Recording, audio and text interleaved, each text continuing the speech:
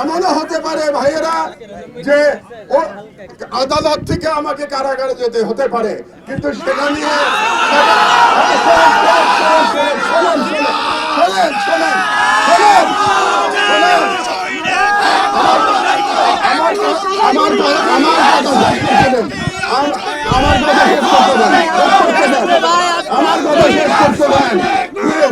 শেষ করতে দেন।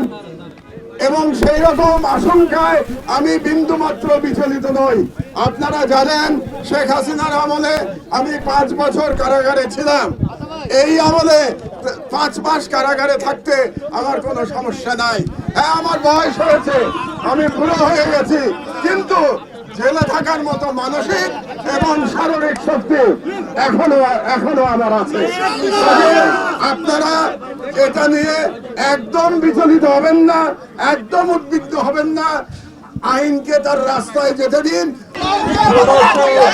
নির্বাচনে থাকার পর আপন মাতৃভূমিতে আসতে পেরে মহান আল্লাহ তাআলার দরবারে হাজার শুকরিয়া জ্ঞাপন করছি।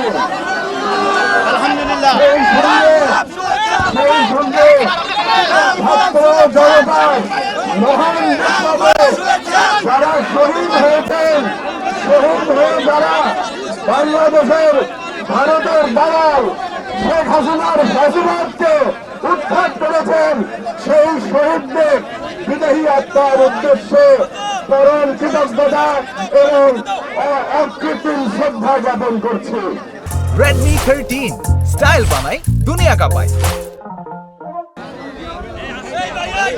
আমরা এই বিপ্লবের শহীদদের কোনোদিনও ভুলে যেতে পারি না। ইনশাআল্লাহ এই শহীদদের আমরা কখনো ভুলব না। শহীদ আবু সাঈদ নিজের জীবন বিসর্জন দিয়ে নিজের জীবনের বিনিময়ে ফ্যাসিজমকে কবর দিয়েছে। শফিক রহমান সাহেবের সাথে আমাকে জড়িয়েছে। শফিক ভাই খুব ভালো করেই জানেন যে ওই মামলার সাথে আমার বিন্দু মাত্র সংশ্লিষ্টতা নাই।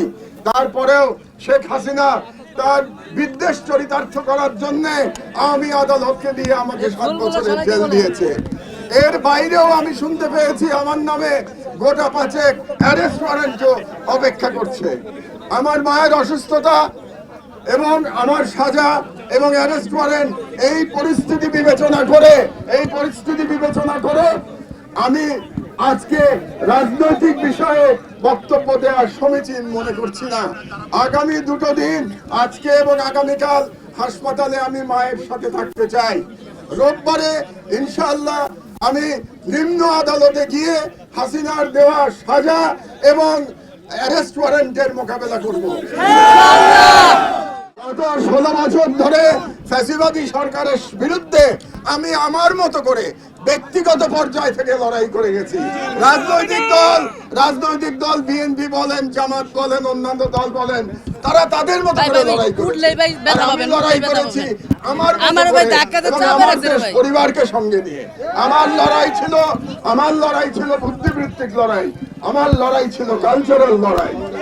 আজকে আপনাদের সাথে আমি এই বিষয়ে দীর্ঘ আলোচনা করতে পারছি না, এর কারণ আপনারা বুঝতে পারছেন। তবে আমি আশাবাদী যে জেল থেকে মুক্ত হওয়ার পরে আরো বড় পরিসরে আপনাদের সাথে আমার দেখা হবে।